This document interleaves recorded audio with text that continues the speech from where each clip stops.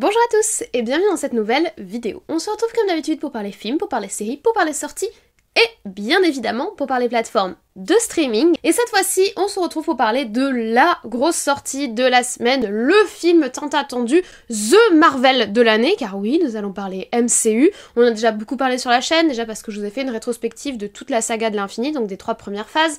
Ensuite, parce que je vous avais fait part de mes inquiétudes par rapport à la phase 4, mon incompréhension sur les décisions de Marvel, pourquoi aussi il y a tant de haine à chaque fois qu'un film Marvel sort maintenant, alors que c'était quelque chose d'assez rassembleur à une époque. On a parlé de Doctor Strange 2, on a parlé de She-Hulk, bref, on en parle souvent de Marvel sur la chaîne et je ne pouvais pas faire l'impasse sur la dernière sortie de la franchise qui est Black Panther 2 Wakanda Forever. C'est un film qui était immensément attendu pour plein de raisons que nous allons évoquer ensemble et c'est un film sur lequel j'ai un avis compliqué. Voilà, comme d'habitude, j'ai beaucoup de choses à dire, soyons honnêtes. Donc je vous laisse avec le générique et on attaque juste après.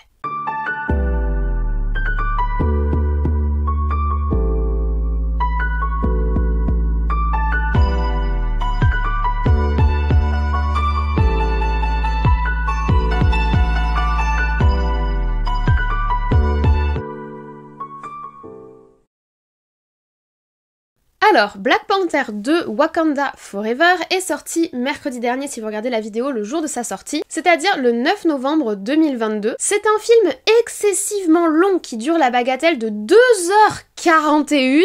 Alors, on sait que Marvel a pour habitude maintenant de faire des films très longs. On peut mettre par exemple en avant Infinity War ou Endgame et dans la phase 4 dernièrement les Eternals, mais là c'est vraiment un film qui est très très long. Il y en a même certains qui avaient proposé de faire des entr'actes tellement il y avait de quoi faire. Entre le fait qu'il y ait 15 à 20 minutes de publicité en fonction du cinéma où vous allez au début, on est pour 3 heures dans la salle, donc c'est quand même beaucoup de temps. Et c'est donc un film du Marvel Cinematic Universe, c'est-à-dire que c'est un film de type action et super-héros. À la réalisation de ce film, nous avons Ryan Coogler qui était déjà derrière le film Black Panther 1 d'il y a quelques années. Ryan Coogler, c'est un réalisateur et scénariste qui est très engagé dans la défense des droits civiques et notamment des droits des Afro-Américains aux États-Unis. Il s'est d'ailleurs fait connaître autour de cette thématique puisque son premier film, Fruitvale Station, abordait cela. Grâce au succès de ce film, il a été repéré et on lui a proposé de travailler sur le spin-off de Rocky qui est donc le film Creed. Alors je suis pas une grande fan de Rocky, j'aime les films sans plus. Par contre j'ai beaucoup aimé le premier film Creed. Je trouvais que la réalisation était très propre et c'est d'ailleurs généralement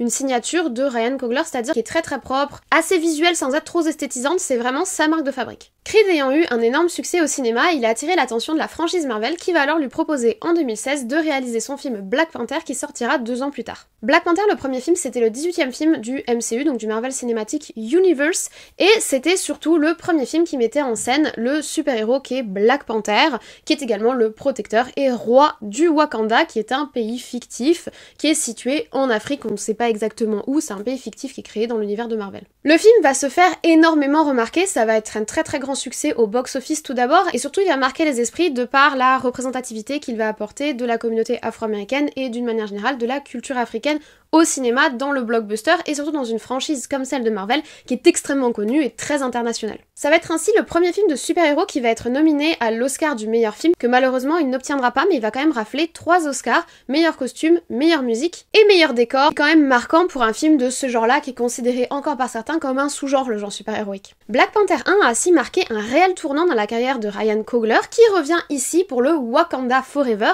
Malheureusement il ne revient pas avec la même tête d'affiche que dans le premier film, puisque comme vous le savez très probablement, je vais pas m'étaler dessus, il y a des gens qui en parlent beaucoup mieux que moi, mais l'acteur principal du premier film, Chadwick Boseman, est décédé entre le premier film Black Panther et celui-ci Wakanda Forever, ce qui a posé un énorme problème à la production évidemment. Sa mémoire a été internationalement honorée on va dire et on lui a rendu de très nombreux hommages, notamment pour son rôle dans Black Panther et pour le rôle qu'il a eu pour la communauté africaine et afro-américaine à travers ce film et ensuite dans ses engagements personnels. Donc il y avait un énorme défi pour Marvel et pour Ryan Coogler de revenir avec ce nom, Black Panther, dans un nouveau film, mais sans l'acteur qui incarne ce héros et sans l'acteur qui était devenu un symbole pour une grande partie de la communauté et qui était extrêmement important dans le casting Marvel. Donc c'était vraiment un défi, c'était attendu au tournant et c'est aussi pour ça que le film était aussi attendu, parce qu'il y avait ce questionnement autour de l'hommage, mais aussi de la moralité de ce genre de film, qui brasse quand même des sommes d'argent colossales, que ce soit initialement à la réalisation ou ensuite par les intérêts qui sont dégagés par l'exploitation de la licence. Ça fait ainsi un long moment que ces questionnements tournent autour de ce film film et que chacun commence à se faire un avis avant même que le film soit sorti.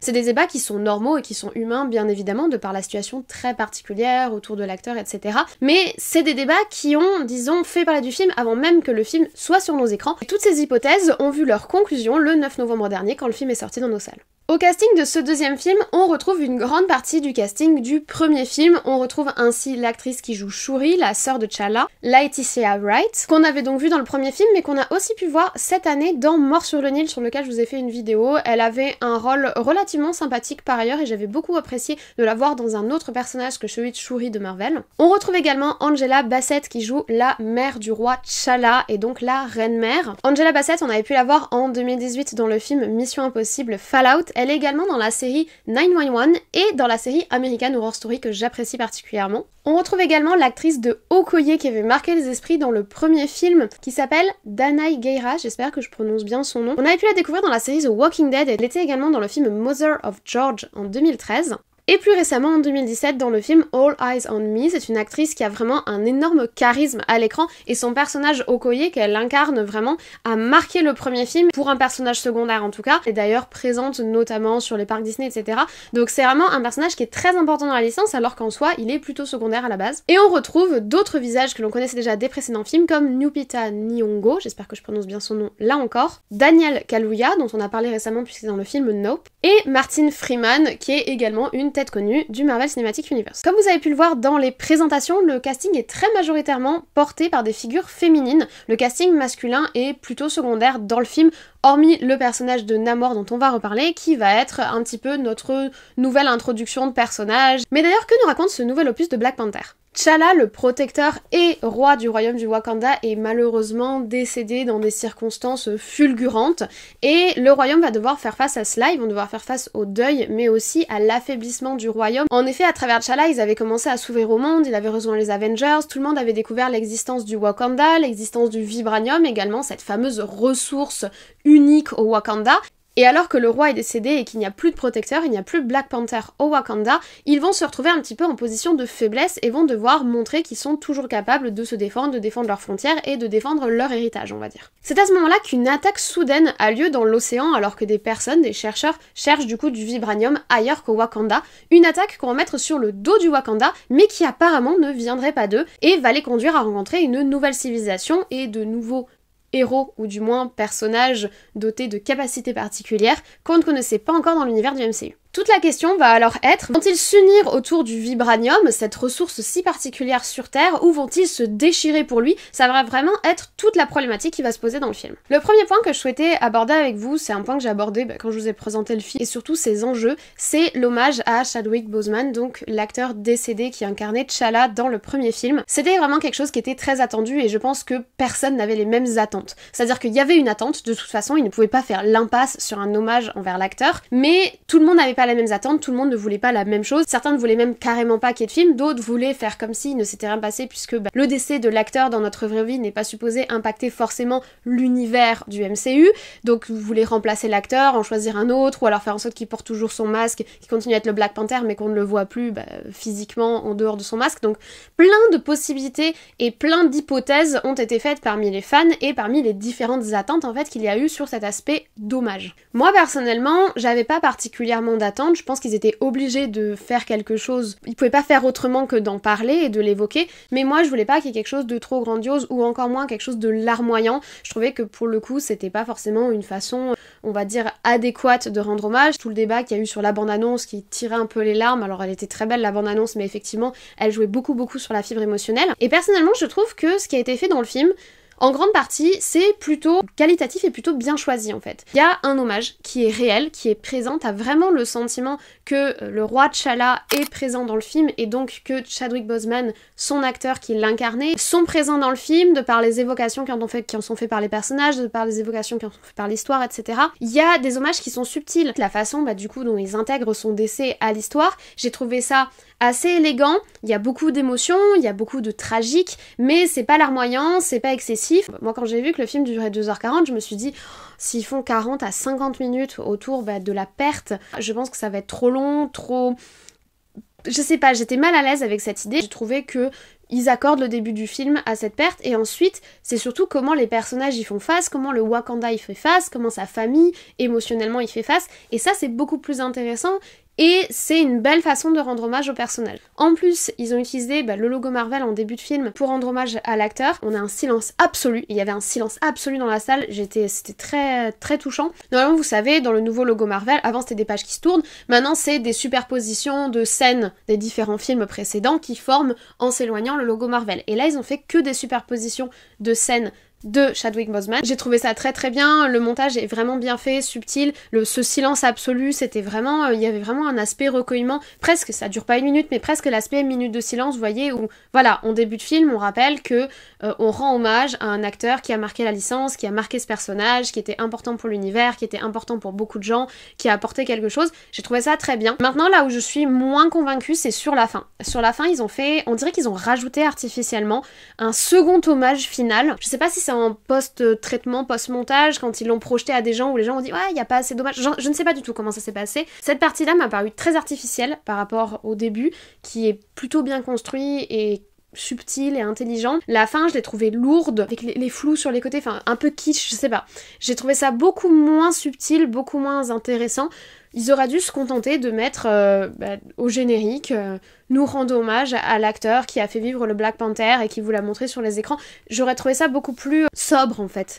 Et pour moi, la scène qu'ils ont ajoutée à la fin, elle est pas pertinente de ce côté-là, mais globalement, je trouve que l'hommage qu'ils ont fait dans le film est très honorable. T'as pas l'impression qu'ils exploitent la mémoire, t'as pas l'impression de quelque chose de déplacé ou de malsain, chose que j'avais vraiment peur. Je trouve que c'est plutôt bien fait et pour le coup, c'est un très bon point pour le film. Ceci étant dit, parlons plus largement de la direction artistique de ce film. Globalement, on retrouve l'efficacité du premier film et l'efficacité de la filmographie du réalisateur. Les images sont belles sans être trop esthétisées, il y a un bon rythme de cut sans que ce soit trop frénétique. En fait, ce sont des films qui sont très équilibrés. Le premier Black Panther était très équilibré visuellement, avec une vraie identité visuelle, des décors puissants, vraiment une belle réflexion, mais sans être trop esthétique, trop dans l'enjeu visuel en fait. On laisse quand même la place au scénario, c'est pas l'image qui prend le pas. De nouveau, eu ce sentiment dans ce film-là et je trouve ça très très bien parce que du coup l'image ne s'impose pas. Par contre, elle t'emmène avec elle. Il n'y a pas le côté néon absolument terrifiant et bling bling qu'on a eu dans Thor 4 qui m'avait terrifié. Donc là, ça va beaucoup mieux. On a quelque chose de peut-être plus consensuel, mais visuellement très agréable. J'ai adoré les ajouts de paysages d'Afrique.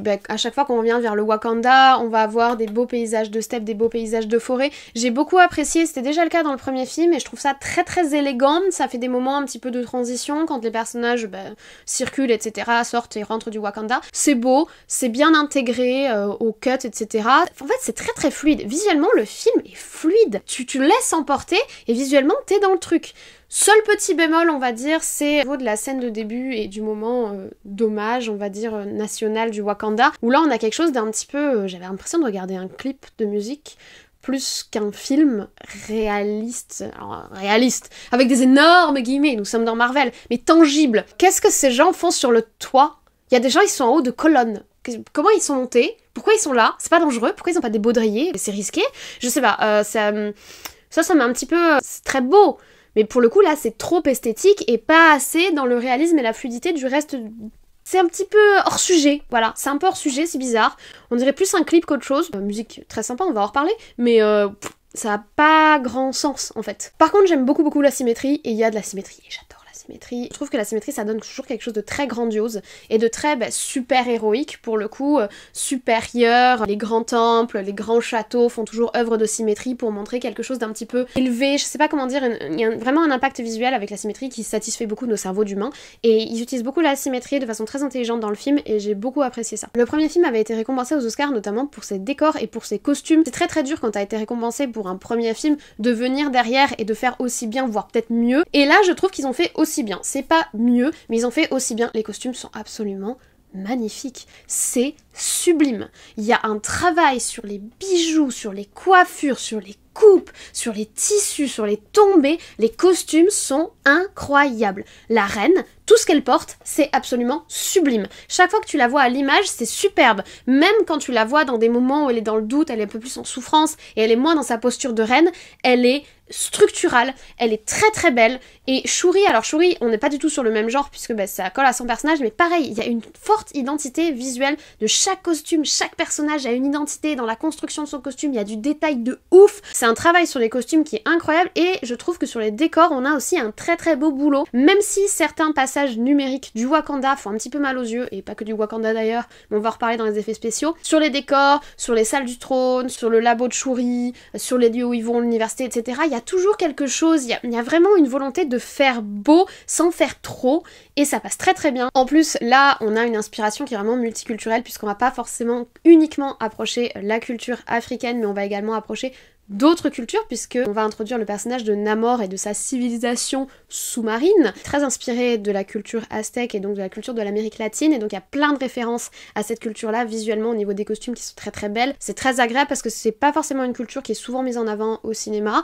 et ça fait plaisir à voir. Alors au départ, j'ai pensé que le personnage de Namor était inspiré de l'esthétique de Hermès, je pense que ça joue en partie, mais pour le coup, Hermès, ça n'a absolument rien à voir avec l'Amérique latine. Après quelques recherches, j'ai découvert qu'il était plutôt inspiré, en tout cas, qu'il était très proche au niveau de la descriptive de son personnage, du dieu, alors je vais sûrement écorcher son nom, Huitzilopochtli, je ne sais pas du tout comment ça se prononce, je suis vraiment désolée. C'est un dieu qui est issu de la culture aztèque, qu'on appelait le dieu colibri et qui volait très très vite, etc., qui est associé au vol, qui est associé aux ailes, même s'il n'est pas représenté comme est représenté Namor dans le film, qui est fondateur de Tenochtitlan, qui était une grande cité aztèque. Là, Namor a également ce rôle de fondateur. Ils sont très très proches culturellement, donc je pense qu'ils sont beaucoup inspirés de ce dieu-là et qu'ils l'ont peut-être mélangé avec une image mythologique qu'on peut avoir de Hermès particulièrement. Mais en tout cas, il y a un super travail aussi sur les navis de l'univers Marvel. Oui, je suis désolée, au bout d'un moment, la comparaison, elle est inévitable. Donc oui, ils ont la peau bleue. Alors, le make-up est plutôt très bien fait. J'ai beaucoup apprécié le détail du truc qu'ils ont sur le visage. Je trouve que c'est très bien fait. C'est très efficace, visuellement. Tu comprends direct à quoi ça sert. Globalement, les costumes, rien à dire. On va parler des effets spéciaux maintenant. Et là, il y a un peu plus de trucs qui coincent, malheureusement. Au niveau du Wakanda, l'insertion des technologies, c'est déjà le cas dans le premier film, et c'est déjà le cas dans de très nombreux films Marvel. Ça peut très très bien, voilà, le labo de Shuri, etc. Alors, c'est un petit peu TGCM sur les bords, mais le but c'est pas que ce soit scientifiquement réaliste,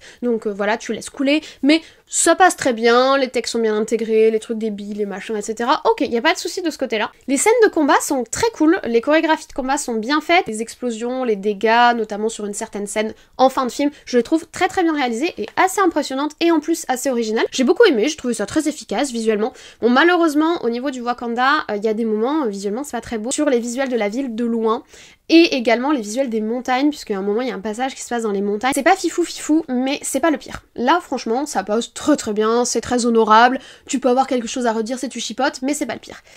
Le pire, c'est quand on va sous l'eau. En fait, le problème, c'est que moi, avant le film Black Panther, ils m'ont passé la bande-annonce, la dernière bande-annonce de Avatar 2, Way of Water. Tu ne peux pas tenir la comparaison, c'est impossible. Et alors du coup, ça fait mal. Ça fait très très mal, parce que déjà, c'est très sombre. Qu'ils ont dû développer toute une batterie d'effets spéciaux monstrueux, et ensuite ils ont dû se dire ça coince aux entournures, donc ils t'ont assombri tout ça pour essayer de gommer un petit peu les défauts et que ça se voit pas trop. Les déplacements sous-marins sont pas ouf. C'est pas très naturel, alors effectivement c'est très très compliqué de filmer sous l'eau, je sais pas quelle technique ils ont utilisé, mais ça passe pas très crème. En plus, on a une scène très longue et très chiante, soyons honnêtes, mais on va en reparler, tu t'ennuies à mort, où on te montre tout ça, et très sombre, c'est pas très intéressant. Alors au niveau du sombre, j'ai quand même enlevé mes lunettes 3D, voilà, parce qu'on sait que les lunettes 3D ont tendance à assombrir les couleurs, donc je les ai enlevées, c'était pareil, ça revenait au même. De ce côté-là, j'ai pas du tout été convaincue. La comparaison très douloureuse avec Avatar Way of Water. Et là, pour le coup,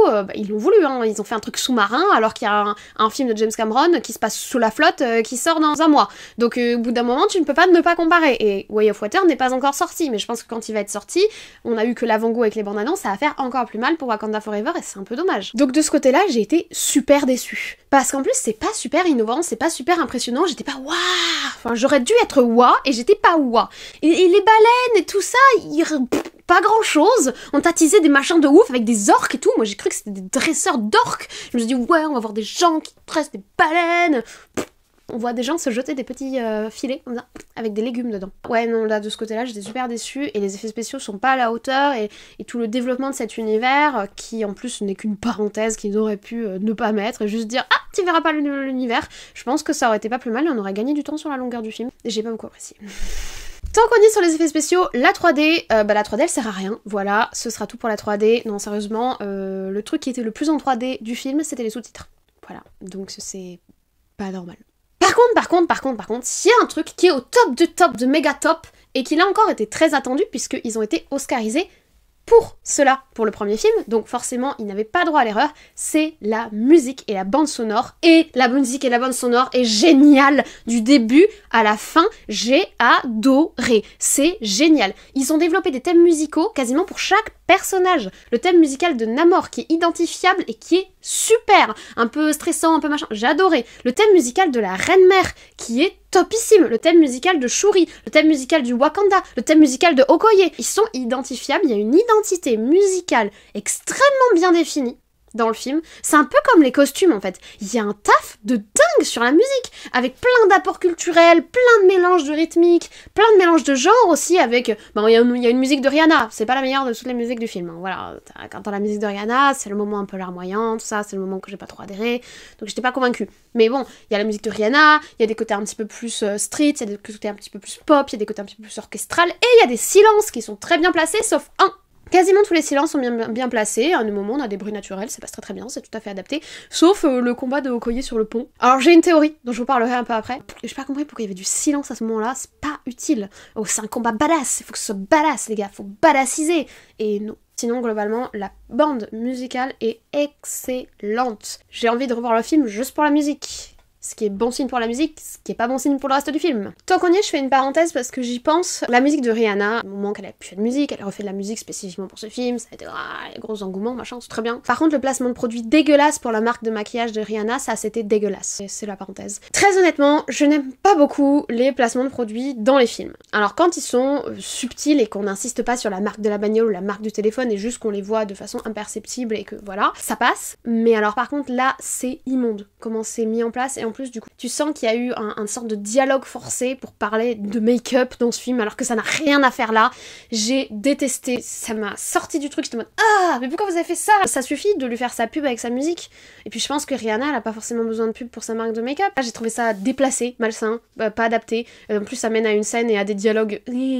Non, faites plus ça, faut plus faire ça. Tant qu'on y est sur les dialogues, l'humour. Vous voyez, je sors de l'expérience She-Hulk, donc j'étais un petit peu méfiante, vous voyez, même si je me suis dit que pour un Wakanda, ils allaient pas oser. Donc il y a, du coup, la scène Make-up Rihanna, où du coup, comme ils savaient pas trop intégrer ça dans le scénario, parce que ça n'a rien à branler dans le scénario, ils ont fait un dialogue pseudo-humoristique absolument ridicule et un peu affligeant. Mais à part ça, l'humour est très bien dosé, il est pas trop présent, franchement, on a de nouveau un film Marvel un peu sérieux, et ça fait plaisir à voir, et on est très content. Après Thor 4, après She-Hulk, on a besoin de se ressourcer. Standard humoristique un petit peu plus correct. Le personnage de la chef du FBI est un personnage complètement inintéressant et du coup comme il est inintéressant ils sont aussi passés par l'humour pour essayer de nous faire avaler la pilule. De la même façon que la marque de make-up de Rihanna, elle aussi l'ont intégrée par l'humour parce qu'elle a rien à faire là j'imagine. Mais franchement c'est que des parenthèses et sur le reste du film c'est très passable. Même le personnage du chef des Jibari, là je sais plus comment il s'appelle, est joué par Kaluuya. Il est humoristique mais pas trop. Il est humoristique juste ce qu'il faut pour détendre un petit peu l'atmosphère. Et voilà, c'est ça qu'on veut. Il n'y a pas besoin de chercher plus loin. Hein.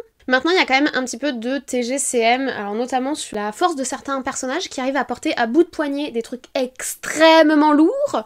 Donc voilà, ça casse un petit peu la crédulité dans le film, c'est un peu dommage. Les blessures mortelles, dont personne ne parle, là aussi ça casse un petit peu la crédulité et c'est dommage. L'intégralité du fonctionnement du monde sous-marin, alors c'est pas qu'ils nous l'expliquent pas, c'est que c'est comme ça et puis c'est tout. Ah, c'est en vibranium! C'est en vibranium, ça m'explique pas qu'est-ce que je suis en train de regarder, comment c'est possible. Enfin voilà, il y a quelques légèretés qui sont prises dans le scénario, quelques rapidités, quelques réfléchis pas trop, c'est comme ça, avale-le et fais avec.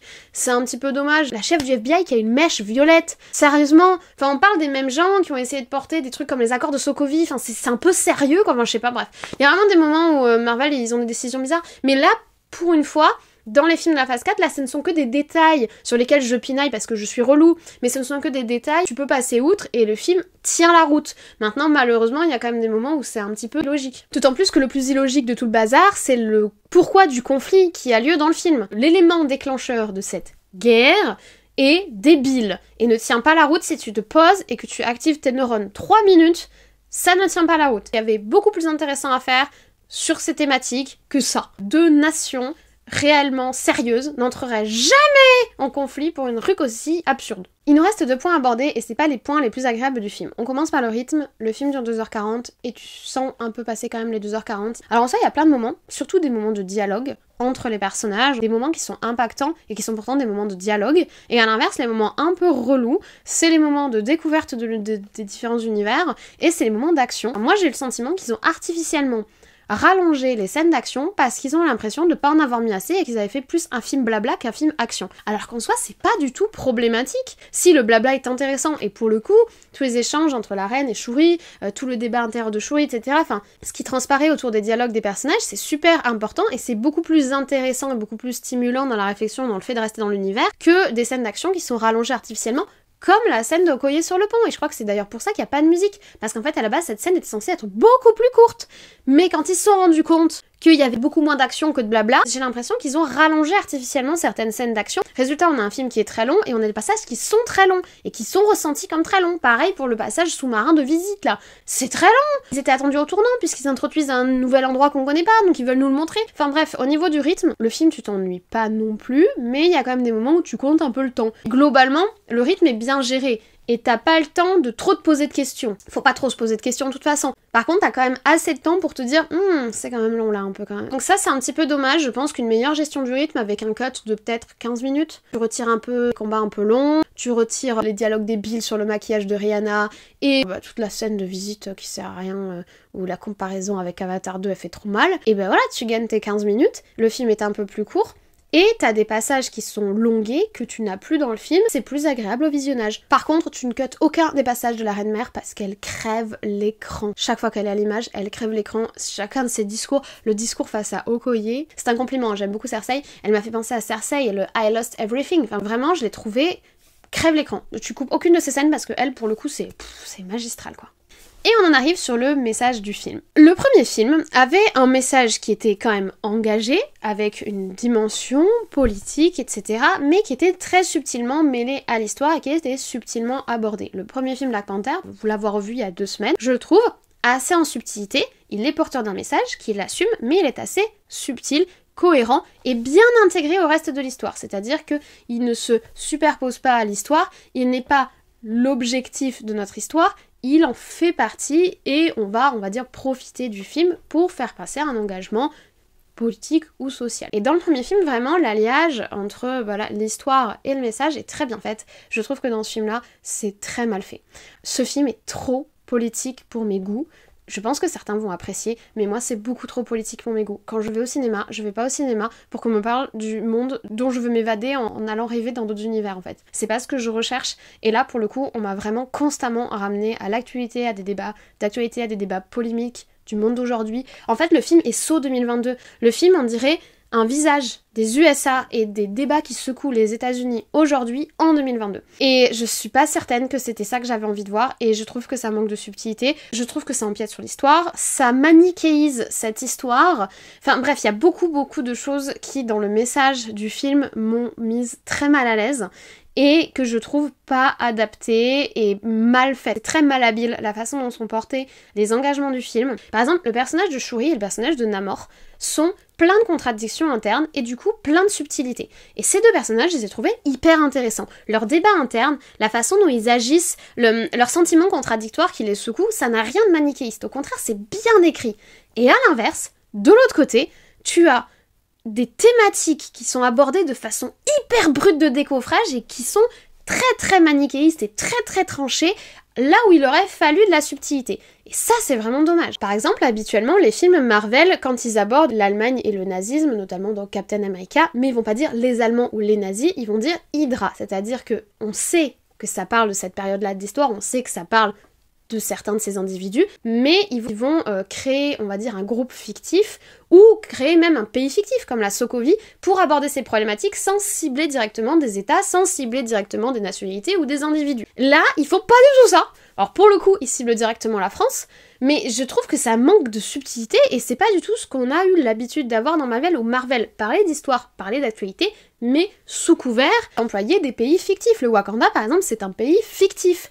Et là, pour le coup, le fait de faire entrer en confrontation directe le Wakanda, pays fictif, avec la France, pays réel, c'est un petit peu particulier. Et c'est pas quelque chose auquel on est habitué dans Marvel. Alors, il parle souvent des USA, mais pour le coup, c'est un film américain qui parle des Américains, donc on peut comprendre, je veux dire, la nuance qui est faite par rapport à ça. Mais ça, c'est inhabituel et c'est un peu brut de décoffrage. De la même façon, il y a des persos qui sont, on va dire, associés ou réduits à leur couleur de peau. Je pense par exemple au personnage de Ross. Le personnage de Ross dans le film, il est vraiment... Le seul développement qu'il a, c'est d'être un homme blanc. Et il est qualifié par rapport à sa couleur de peau par les autres personnages. Et ça peut quand même mettre mal à l'aise, surtout pour un film qui, justement, cherche à traiter de ces thématiques, cherche à traiter du racisme, cherche à traiter des impacts que ça peut avoir sur les gens, sur les cultures, sur l'histoire. C'est des thématiques qui étaient portées par le premier film, et là qui sont devenues, qui sont rigidifiées, on va dire, et qui manquent de subtilité. Et c'est encore la même chose quand ils abordent la thématique de la colonisation. C'est une thématique qui est très grave, qui a besoin d'être contextualisée, comme tout fait historique, et le fait qu'ils l'abordent ici avec une approche gentil-méchant, c'est simplifier atrocement un processus très complexe, qui est effectivement un processus grave, qui a marqué l'histoire, qui a marqué les cultures, pour certaines très durement, mais ça reste un processus historique qu'il faut contextualiser, qu'il faut réfléchir, qu'il faut analyser, et là c'est pas du tout ce qui est fait, ça manque de nuance en fait, c'est juste pas du tout nuancé, alors même que le premier film justement faisait preuve d'une intelligence dans la façon d'aborder ces thématiques, et je trouve ça extrêmement dommage, qui aurait pu être fait intelligemment et de façon valorisante. Là ça tourne à un côté un petit peu polémique catchphrase, qui est pas très pertinent, mais qui, comme je vous l'ai dit au début, se fait un reflet de l'année 2022 et se fait un reflet de la politique 2022, notamment aux États-Unis. Donc en soi, si on contextualise le film dans sa période de création, c'est cohérent. Donc si je fais le bilan, attention, j'ai eu beaucoup de choses à redire, mais le film est très loin d'être mauvais. J'ai passé plutôt un beau moment et j'ai pas été déçue. Je suis pas du tout déçue et c'est pas le terme. Par contre, je pense que le film n'est pas à la hauteur de ce qu'il aurait pu être. Alors ça veut dire que j'avais des attentes, mais d'un autre côté, oui, j'avais des attentes et j'ai pas à m'en cacher et j'ai pas à faire comme si que non, j'ai pas à artificiellement déconstruire mes attentes pour un produit culturel qui est aussi attendu et aussi important dans une franchise qui est aussi connue. On va rendre hommage à un acteur qui a marqué de cette franchise mais qui a aussi marqué culturellement le cinéma et qui a marqué les processus culturels actuellement en cours. Donc oui, j'avais des attentes et bien que je ne sois pas déçue parce que pour un film de phase 4, le film est très sympa, ben le film est loin d'être parfait et surtout le film a fait des choix qui peuvent être discutables et qui mettent en difficulté tout le travail au niveau des costumes, au niveau de la musique, au niveau des décors et même au niveau du scénario qui aurait pu être intéressant. Il y a de très bonnes scènes, il y a de très bons persos. J'ai beaucoup aimé le développement du perso de Shuri. J'avais peur de ce côté-là, j'ai trouvé ça très bien. J'ai beaucoup aimé la Reine-Mère. Je trouve que Namor, bien que par moments il soit pas assez développé et pas assez dans la finesse, il est aussi intéressant. Malheureusement, il y a certains choix scénaristiques et certains choix, on va dire, dans la rythmique et dans les scènes qui sont choisies dans le film, qui desservent un petit peu le résultat final. Maintenant, ça reste un film qui est très sympathique et qui honnêtement se défend très bien dans une phase 4 qui est marécageuse. Voilà, tu croises des trucs comme ça, comme She-Hulk, tu croises des trucs comme Thor 4, au milieu t'as Wakanda, forcément c'est bien meilleur. Mais si on juge ce film Wakanda Forever en tant qu'une entité indépendante sans le comparer aux autres produits Marvel qu'on a vus ces derniers temps, c'est bien, mais peut mieux faire pour moi. Honnêtement, je vous recommande le film parce qu'on passe un bon moment, que c'est sympa et que c'est un bon film de la phase 4. Maintenant, c'est un film moyen à l'échelle du MCU global. Voilà, je vous remercie d'avoir écouté cette vidéo jusqu'au bout. Je pense qu'elle sera très longue puisque là, au moment où je vous parle, au moment du tournage, je suis à 48 minutes, mais je voulais vraiment entrer dans les détails de ce film parce que vraiment, c'est pas un film qui est mauvais, c'est très difficile. Quand un film est très mauvais ou quand un film est très bon, c'est facile de faire son avis si vous voulez et de construire son argumentaire. Quand un film est dans cette espèce d'entre-deux complexe, c'est difficile et c'est là que je pense qu'il faut apporter de l'argument, qu'il faut apporter de l'exemple et qu'il faut justifier sa pensée. Donc c'est ce que j'ai essayé de faire, c'est l'exercice auquel je me suis prêtée dans cette vidéo qui du coup est longue parce que j'ai beaucoup blablaté, mais j'espère quand même qu'elle vous a plu. N'hésitez pas à me laisser en commentaire votre avis sur le film, si vous l'avez vu, si vous l'attendez, dites-moi si vous comptez aller le voir, dites-moi si vous avez aimé cette vidéo, ça fait toujours plaisir. N'hésitez pas également à mettre un like, pareil, ça fait plaisir, et puis ça montre votre soutien à ce que je fais. Si vous n'êtes pas encore abonné et que vous souhaitez voir d'autres vidéos de ce style, c'est juste ici, c'est gratuit, n'hésitez pas à activer la cloche pour être tenu au courant des vidéos, des posts communautaires où je fais des sondages pour savoir un petit peu ce que vous préférez, ce que vous préférez pas, et puis je vous préviens pour les sorties, les changements de programme, etc. Et également les shorts pour suivre les séries qu'on suit ensemble sur la chaîne. Moi je ne vous embête pas plus, je vous souhaite dès à présent une très bonne journée, une très bonne semaine, de très bons visionnages, peut-être Black Panther Wakanda Forever, et je vous dis à très vite.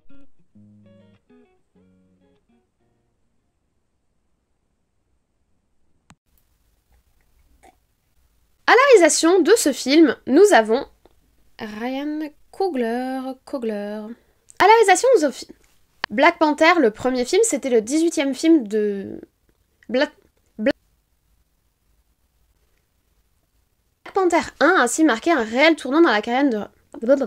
qui ont quand même pour but de dégager des sommes d'argent colossales, qui sont aussi les... comment on appelle ça? Les... Là vraiment impersonate, comme ils disent, enfin qui est...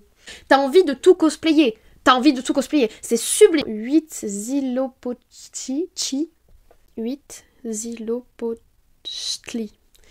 8 J... C'est très sombre. Ça, j'ai trouvé ça... De toute façon, j'ai pas compris ce qu'elle foutait là, donc il y a des trucs intéressants qui se passent autour. Montrez-nous les trucs intéressants. C'est bon, on y va. Allez, risque. Dernier film de la phase 4, il y a toujours pas grand chose qui bouge, donc well, we will see, I guess. Maintenant, je pense que le film va surtout faire polémique. 50 minutes, t'as abusé. Une soirée entière de montage. Moi qui voulais justement m'économiser de... Bref, il n'y a pas à être aussi relou que moi-même envers moi-même. Sur ce, je vais faire du montage.